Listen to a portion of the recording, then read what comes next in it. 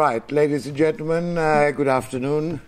I'm Jonathan Isle. I'm the Assistant Director here at the Institute, and it's a great pleasure to welcome two very senior MPs for a discussion that I think requires very little introduction from me. I mean, personally, I feel a bit disheartened about some of the nature of the debate. Some of it is very impulsive. Not a lot of it relates to direct facts. In this case, but I guess this is part and parcel of the tussle of politics. I hope to disaggregate a bit the politics from the more serious discussions with two parliamentarians, both of whom have a very direct association with the topic and have grappled over the last few months with the security implications, as it were, of a possibility of a British vote to leave the European Union, but also I hope we will discuss the implications of a vote to stay in the European Union and what it would mean for Britain's security position. I'm proud of our programme at the Institute. We try to cover most of the pro and anti-arguments. We, of course, got the brickbats from both sides at various times, but that goes with the territory, as it were. The rules of the game are as follows. Each one of the two speakers will speak for about 20 minutes. Then we will have a questions and answers period. The speech, the prepared remarks are on the record, so the media can take as many pictures and recordings as it wishes. The discussion thereafter is off the record, not because either of the two speakers are shy about media exposure, but more because they want to be able to talk freely without having to measure every word they say in this context. It first gives me great pleasure to ask Julian Brazier, the Minister for Reserves in HM Government, to come on stage for the first presentation. This is rather curious, sort of. Jonathan, thank you very much, and I accept your rebuke, and Emily and I will try and do better on the level of debate. It is a huge honour to have the opportunity to speak at the RUSI, and so many people here who've served their country in so many ways, and distinguished visitors from abroad. In 1975, I was on the committee of the then Remain campaign, the Yes campaign, which organised the vote to stay in at Oxford University. The prospectus for the European Economic Community, as it then was just that, a community of nations with access to the world's largest free market. A decade later, when the Berlin Wall came down, we seemed to be on the brink of a new world order, with a prosperous and happy Europe at the heart of it. Since then, the landscape's changed. We all know that the old dangers in communism, which at least was predictable, have been replaced by a string of threats from Islamism and a resurgent and belligerent Russia. Equally worrying for me is the insidious erosion of a sense of cohesion in the West, especially among young people. Polling among Americans, for example, under 30, reveals that more than half no longer support capitalism. Trump and Sanders have millions of followers.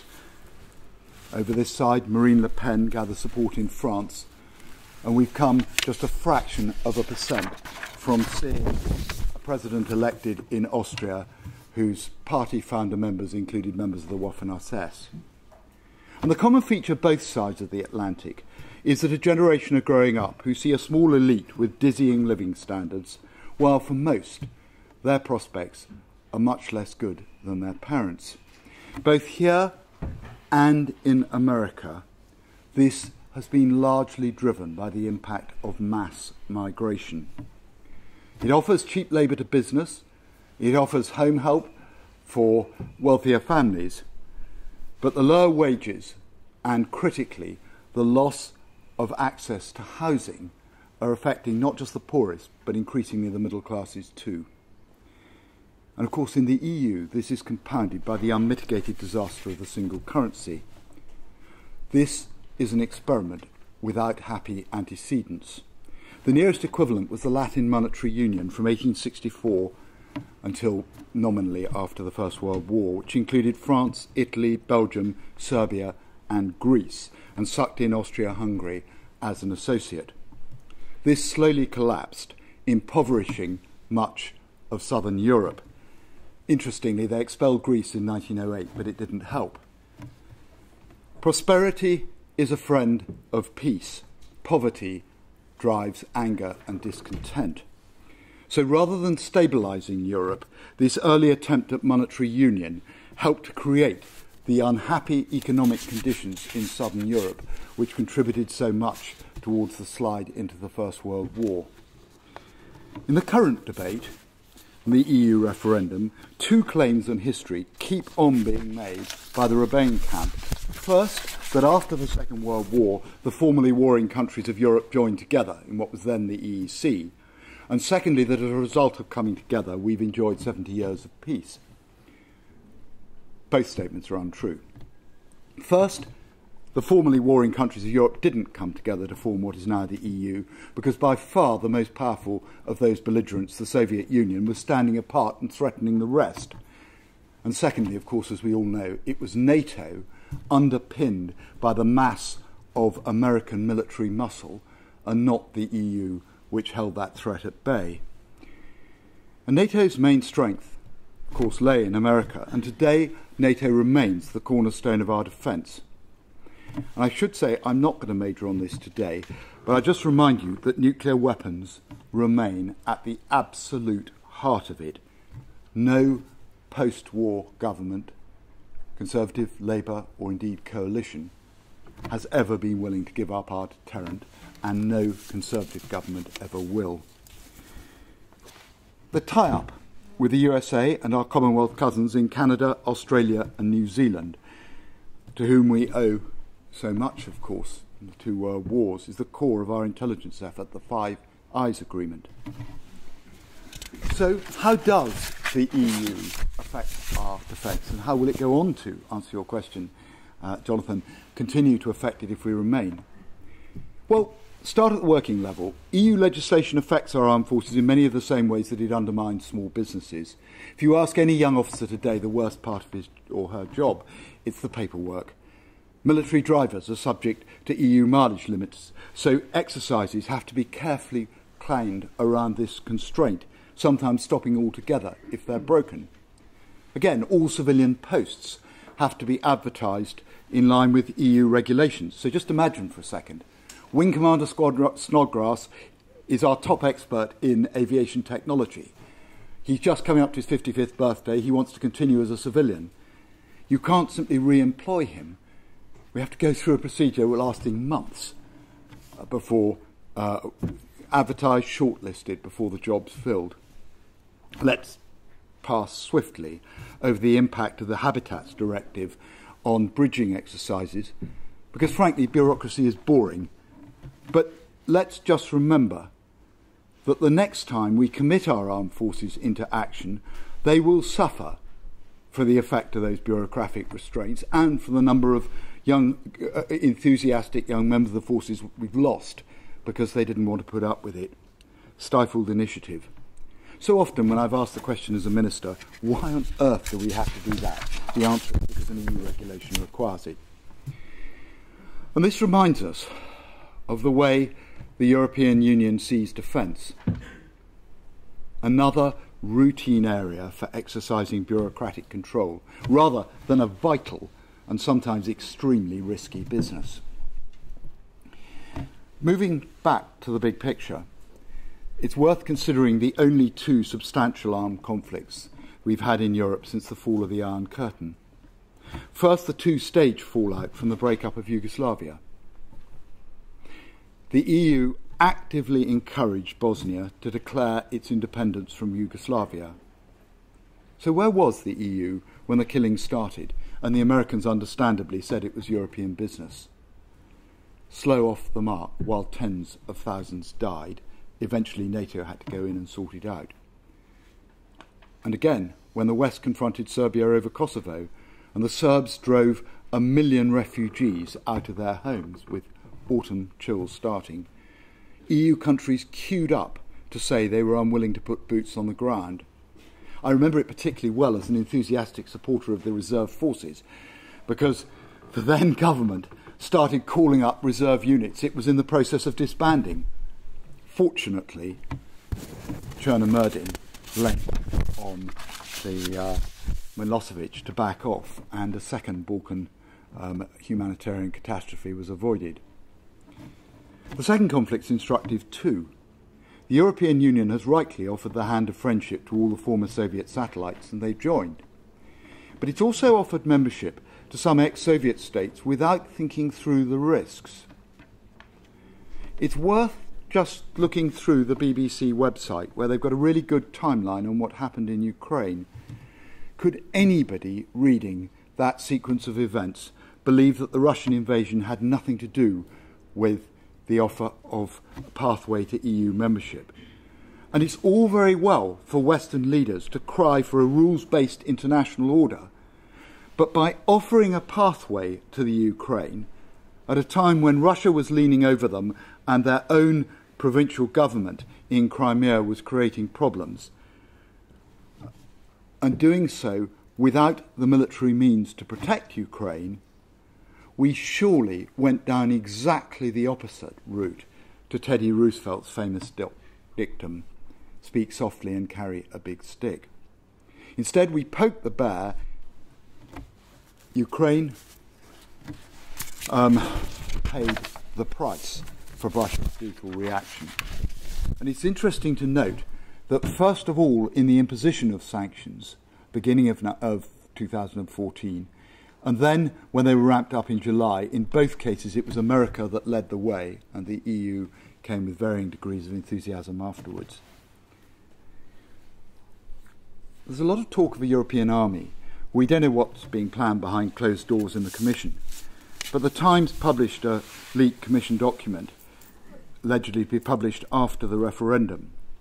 The proposals refer to, quote, a permanent structured defence cooperation powers in the Lisbon Treaty that allow a group of 9 or more EU states to press ahead with plans for a military headquarters. Just one more attempt to set up a structure duplicating NATO. Do we need more headquarters when European defence spending outside this country averages just 1.3% of GDP? It's not only about low spending, but also with a number of honourable exceptions, important exceptions, about combat readiness.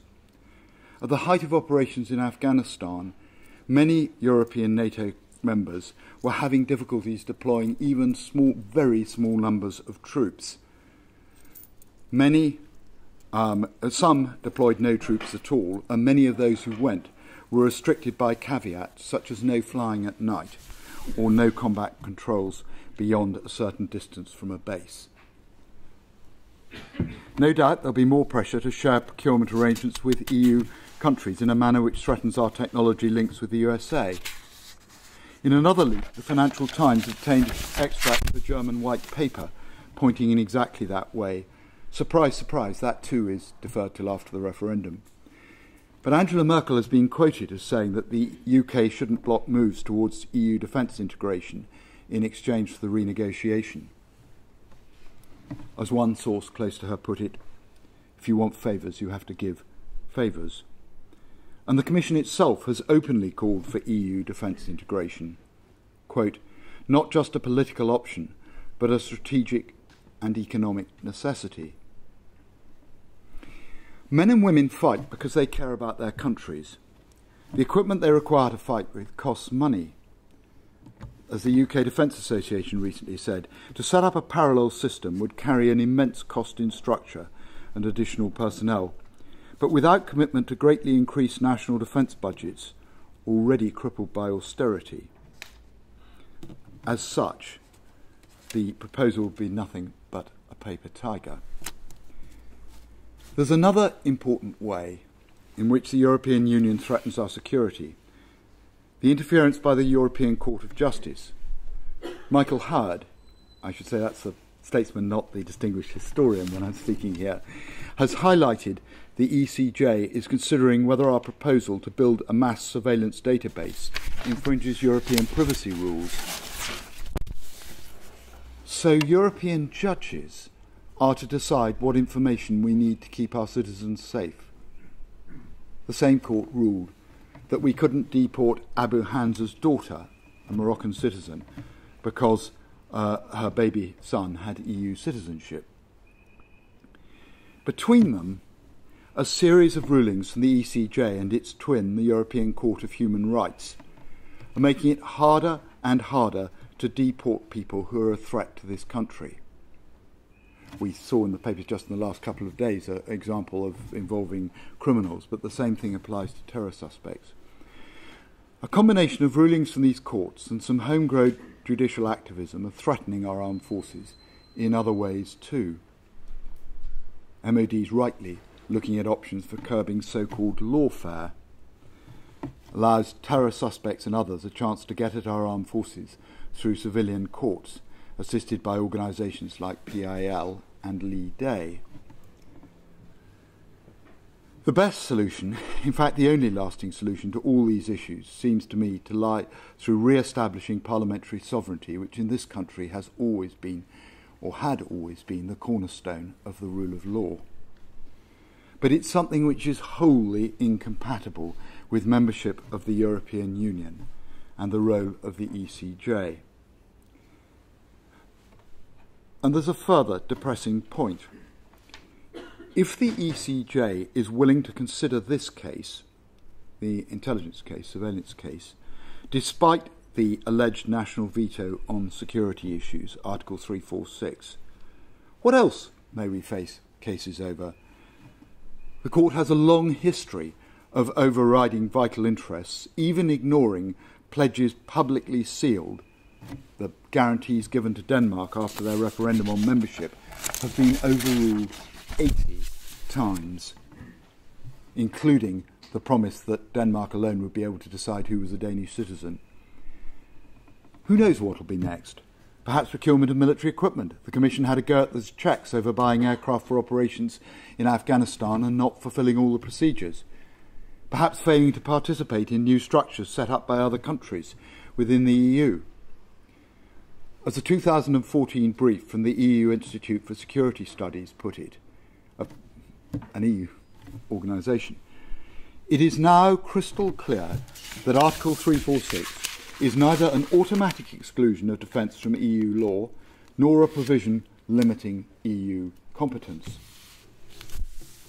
Of course, leaving the European Union does not mean ending our many valuable sovereign arrangements with our most trusted European allies. The EU's carried out some useful small-scale missions. The anti-piracy one, which we've led and many countries have contributed to, is one. But leaving the EU doesn't have to mean ending cooperation. I'm a very undistinguished former airborne soldier. I am an absolutely massive fan of the lightning strike by the French paras in Mali. Does anybody really believe that we would withdraw the quite modest support we're providing for that operation because it has an EU label on it? Much more importantly, our air forces are working together over the skies of Syria and Iraq to tackle the blight of Daesh, which of course has brought carnage to the streets of Paris and more recently Brussels. But that is through an ad hoc arrangement. It's got nothing to do with the EU. And those ties will remain whether we're in or out. Because, of course, besides continuing with all our other arrangements, from bilateral to coalitions of the willing to joint procurement projects, we will all remain members of the overarching structure. We will remain members of the overarching structure of our defence and security, that is NATO. Unlike most other EU countries, Britain is paying our 2% subscription to NATO, and this government's committed to it. And it's our firm commitment to that alliance which will keep us safe after we've thrown off the encumbrances and hindrances of the EU and taken back control of our borders, our laws and our lives.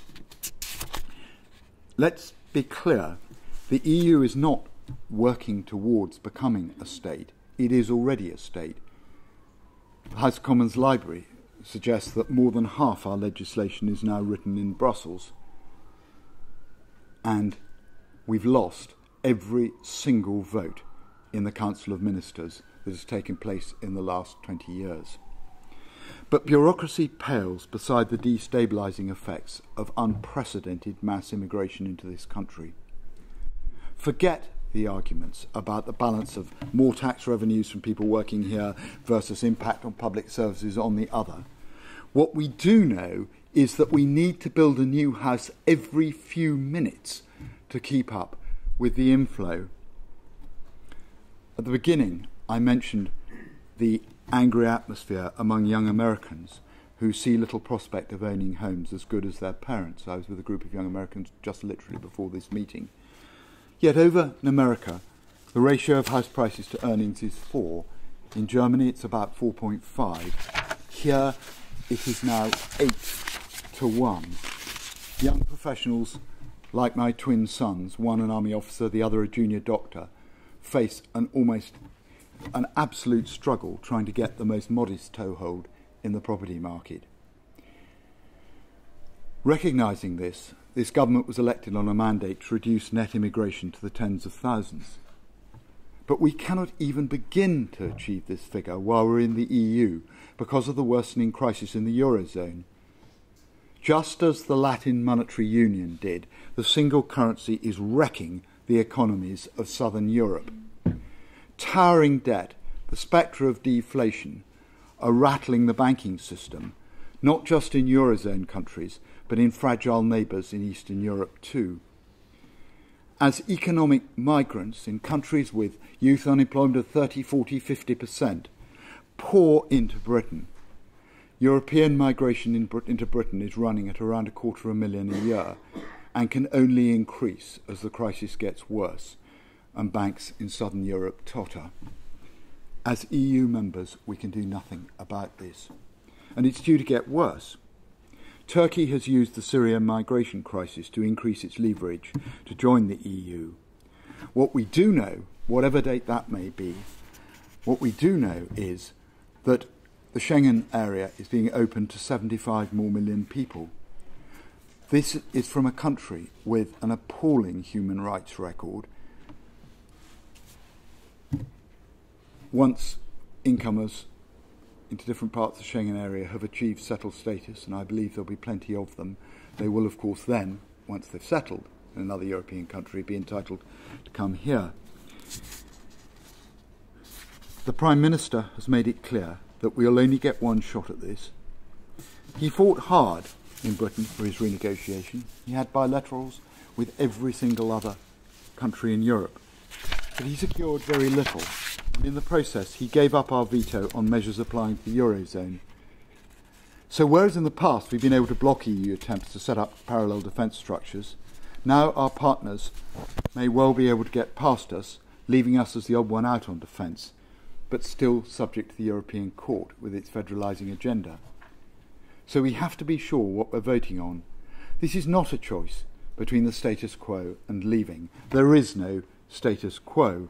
A vote to remain is a vote for uncontrolled and spiralling immigration, for more and more of our legislation dictated by Brussels, with a growing proportion affecting our armed forces and national security.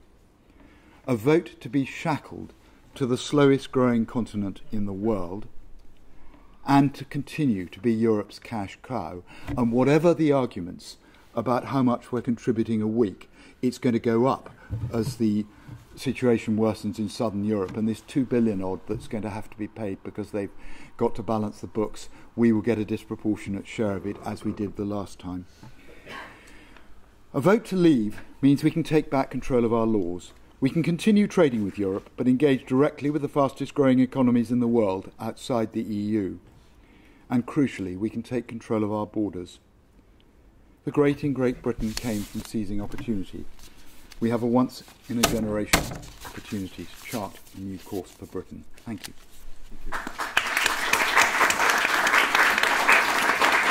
Thank you, Julian. Thank you for outlining the case. Sorry about the obstacles here. It's rather tight. Now let us turn straight away to Emily Thornberry, the Shadow Secretary of State for Defence, for another perspective, I'm told.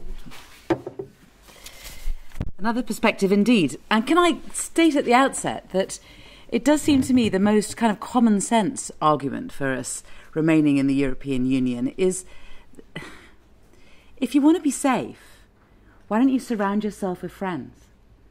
And if we're surrounded by friends, which I believe that we are, why would we want to fall out with them? Which we will if we leave the European Union. I mean, that in itself, it seems to me, undermines our safety. But, I mean, let me go into some more details, though. But I still think that's kind of the primary one. I mean, last year, in one of the collection of essays on the EU published in the Russi Journal, Nick Whitney predicted that the upcoming referendum will not help sensible thinking about defence. And to prove a point, Julian has already referred to this, although I have to say I have a slightly different interpretation. A couple of weeks ago, the Times carried the front page headline, EU Army plans kept secret from voters. I have to say, like so much of the Leave campaign, the headline bore very little resemblance to reality, in my view. The supposed secret plan was actually a draft discussion paper which contains a number of proposals aimed at making it easier for EU members to cooperate on defence issues on a voluntary basis. A spokesman for the document's author, the EU Foreign Policy Chief, told The Times that the proposals, quote, in no way aim to set up an EU army. In no way aim to set up an EU army. And yet the Times headline was EU army plans kept secret from voters. The headline still runs. I mean, there have always been Eurosceptics who genuinely seem to believe that those diabolical Brussels bureaucrats are secretly plotting to build up a continental army as part of an emerging superstate. I have to say, I think that it's as true as those who claim that Elvis lives. I think that, there are others who really ought to know better, but who have nevertheless been too ready to exploit these kinds of manufactured controversies and to try to paint a picture of the EU as being either a threat to our security or at the very least irrelevant to our security, particularly in comparison with NATO. But the difficulty is that the facts get in the way of these arguments. So let's start with the suggestion that the EU has no role when it comes to security, because the collective defence of Europe is guaranteed by NATO. Now, it's true to say that NATO remains our most important military alliance, and it has been ever since our creation, and Julian and I agree on that. But to suggest that security is only about military is to completely misunderstand the modern world, in my view. There has been much discussion throughout the referendum campaign of the EU's role in tackling threats like terrorism and cross-border organised crime, for example, with thousands of Europeans, including hundreds of UK nationals, having fought Daesh in the Middle East. Keeping track of the threat posed by those who return is one of the most urgent priorities of today. And as Julian says, it leads to the cry, let's take back control of our borders. But we can set up borders and we can build fences, but this problem isn't going to go away. And I think we also have to look at the possibility that if we do leave the European Union, where are our borders going to be? We'll have to build a new border between north and south in Ireland. It may well be that we'll need to build a new border across the southern edge of Scotland. And as for people being held in France, and not being able to come into Britain, the border will be Dover, will be Kent. So it does seem to me that there is a practical issue, which is where will those borders be? And it's the threat that we face. With these threats we face in common with the rest of Europe. And if we stay, we can fight as part of a team. We can have the help and the shared resources of 27 other countries. But if we leave, the terrorist threat will be with us all the same. And it is precisely because of this issue that the US permanent representative of NATO, Doug Lute, who told me when I visited Brussels 10 days ago, told me that if the UK were to, quote, pull up the drawbridge and stay inside Fortress NATO, it wouldn't be enough to keep us safe in the 21st century. On cross-border threats from terrorism and cybercrime to money laundering and human trafficking, the value of EU institutions should by now be pretty self-evident. But let's just recap on them. There's Europol, which tracks suspected and convicted criminals and terrorists and coordinates law enforcement. There's Eurojust, which means that evidence gathered in investigations across the EU can be used to secure convictions in the UK courts. And it does. There's the European arrest warrant, which ensures the prompt extradition of criminals. I'm sure that everyone remembers the famous example of the guy who was trying to blow up London on the 21st of July, who was extradited from Italy in just 8 weeks, thanks to the European arrest warrant. And there's the Schengen information system, which gives our agencies access to shared intelligence despite not being part of the Schengen area, which it seems to me, in my mind, is a very British case of having both our cake and eating it. Considering that the rhetoric of the EU campaign places such heavy emphasis on issues such as sovereignty, it's worth remembering the value of these arrangements to our national police and to our national intelligence services. The Brexiteers are aware of these concerns, and yet they brush them aside. And in many ways, what I find most alarming is this. Not only would they take us out of these systems, but they have singularly failed to explain what might take their place. On intelligence sharing, for example, they insist that we would not lose out because of bilateral relationships with the US in particular and because of our place in the Five Eyes alliance. But it fails to take into account two things. First, intelligence agencies elsewhere in Europe often provide unique insights in particular regions, such as North and West Africa, often based on deep historical ties which the UK doesn't share. And second, our allies, including the United States, often attach considerable importance to our connections within Europe, particularly on intelligence issues. In the light of the uncertainties Brexit would cause, not to mention the years it would take to negotiate a needlessly complicated web of bilateral agreements, the Leave campaign's complacency on this issue, in my view, does not indicate sound judgment. Russia. So Russia. As the EU finds itself tackling modern threats like global terrorism, so it has also shown its worth in tackling the threat posed by hostility towards its east. Russia will always be with us. Not incidentally, given that the 22 member states they have in common, dealing with Russian aggression remains a priority for the EU as well as for NATO. And although the Brexiteers are unlikely to admit it, there are some areas where the EU is actually taking the lead when it comes to our relationship with Russia. If experience over the last decade has taught us anything, it is that Russian tactics often pose a challenge precisely because of their ambiguity. These hybrid or asymmetrical tactics now form a core part of official military doctrine in Russia, where the Chief of General Staff, Valery Gerasimov, has said that, quote, the role of non-military means of achieving political and strategic goals has grown, and in many cases they have exceeded the force of weapons in their effectiveness.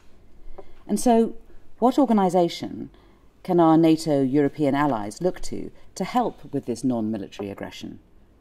NATO in these circumstances is not appropriate. It's the EU. For example, we'll all remember the gas wars when in 2006 and 2009 countries in Eastern Europe were facing prolonged energy shortages in sub-zero temperatures after Russia had turned off the taps. And the threat of energy dependence, which still looms large over most of Eastern Europe, the Lithuanian foreign minister recently said that energy has always been used as a tool by Russia for blackmailing and leverage. The Prime Minister of Romania has gone even further, arguing that energy is the most effective weapon today of the Russian Federation, much more effective than aircraft and tanks. Now remember, both of these countries are members of the EU and they're members of NATO. They're our allies, they're our friends. Their security is important to us. But if it is the EU that has a strategy for reducing Europe's dependence on Russian energy, it is only the EU that has the means to do so.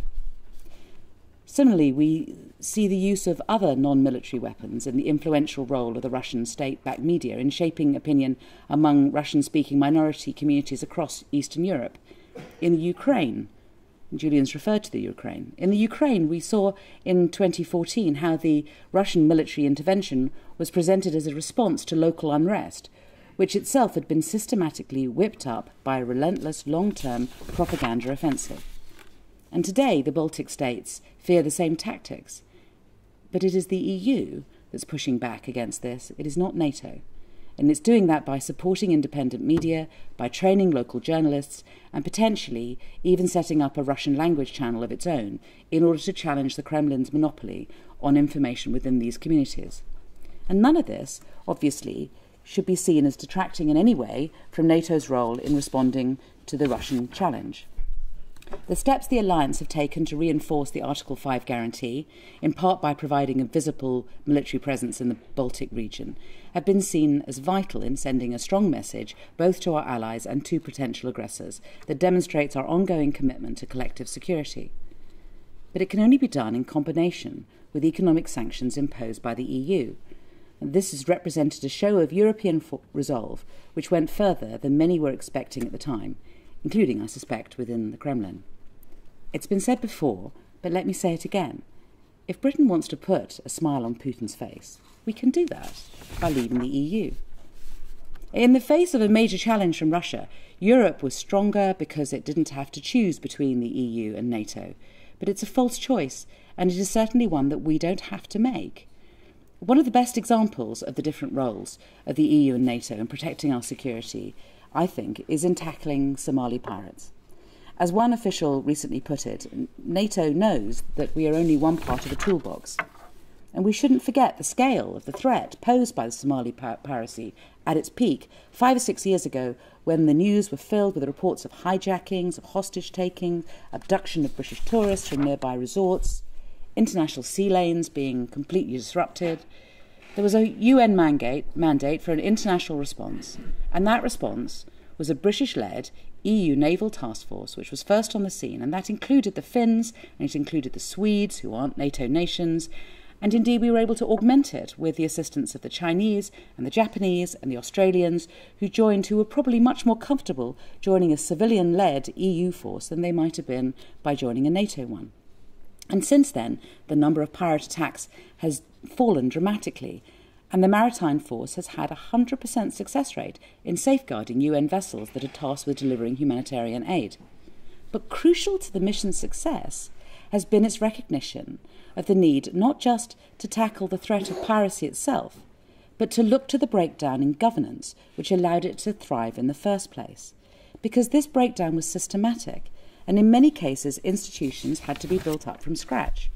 So, for example, at one point, around 80% of the pirates arrested by the authorities couldn't even be prosecuted simply because there weren't enough prosecutors. And the small number the authorities managed to prosecute couldn't be imprisoned because they didn't have enough prisons.